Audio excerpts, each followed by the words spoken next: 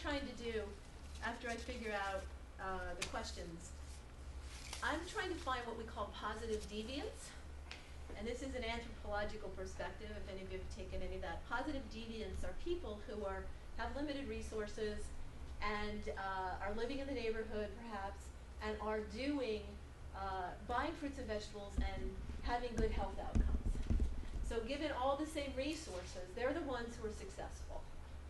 So I would like to find them, and I want to interview them and see what it is, how they do it, what resources they have, what their beliefs are, what their knowledge is.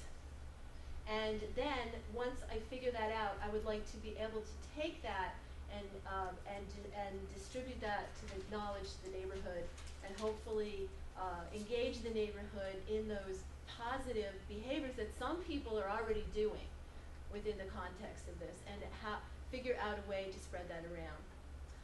So that's it, kind of it in a nutshell. And I think that's also a grassroots look at it. It's not, we have plenty of national data that tells us why people can't buy fruits and vegetables. We don't know what people in small areas are doing that are successful, and so that's a piece of that. It won't be able to be nationalized, but if you do that neighborhood by neighborhood, you could build just what Dana talked about too, this idea of people around you who are doing it, and maybe it can be done neighborhood by neighborhood instead of going from the top down. And that's probably more time if anybody has a couple more. I wanted to get one thing, it's not my job in a sense, but to finish, at least from our perspective, a little bit more about how LaSalle's nutrition department program more officially is involved with this larger thing called Exploring Nutrition. Obviously students are working on research projects. Do you go out and teach? Just describe your involvement in this large area. Well, we're trying to, our major role is to be the education piece. So, so we are going to be building more educational programs, probably through the churches, at the churches perhaps, possibly through the grocery stores, possibly through the schools. And so we would like to, we feel that it's not, you can't just take general data, or not general programming and say, here, do this. Everybody knows you should eat more fruits and vegetables. So we're going to try to figure out in the neighborhood how to do that better so that we are speaking more to resources and culture and socioeconomic status so that people actually can follow the directions. Dana, I'm going to let Dana tell you, in our internship training programs, we partner with other organizations that already have programming around this. And one of the programs is Penn State Cooperative Extension in Philadelphia has a program called Nutrition Links. The Nutrition Links program enrolls people who are receiving food stamps, subsidies, or SNAP, and it enrolls them to teach basic cooking skills and nutrition needs so that people can eat better on a very limited budget. And Dana was our intern with that program this fall. So I'm going to let her tell you a few minutes about what you did with that.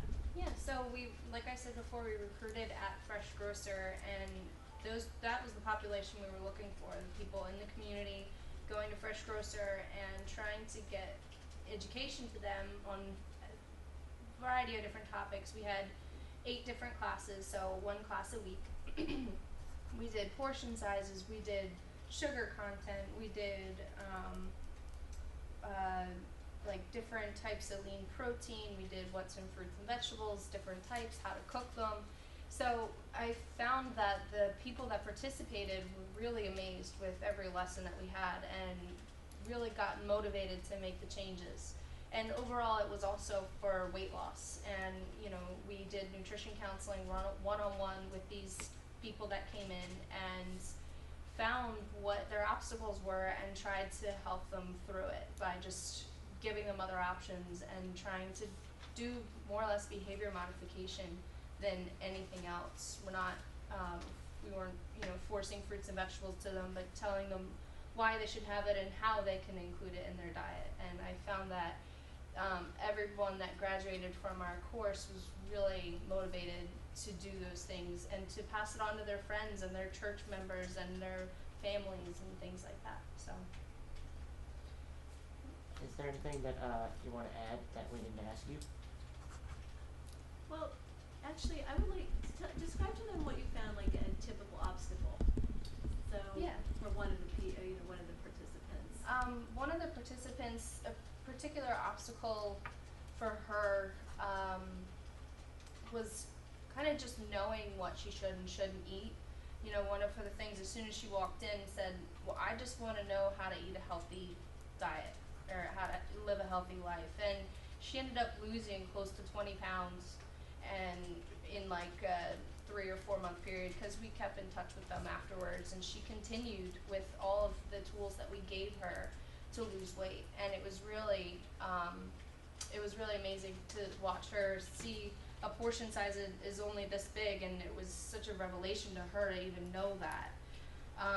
Things that we take for granted, knowing, you know, to them it's simple knowledge that we're just not telling them, you know. So if we can get that out to them in different ways, and I think that as part of the nutrition program, it's a great opportunity for students like me to reach out and get hands-on experience, and at the same time help the community in so many different ways. So I think there's a lot of opportunity for students to be out there teaching these classes and spreading the knowledge. Okay. Anything else to add? All right, well, thank our guests for coming, as they say. Let's turn this up. And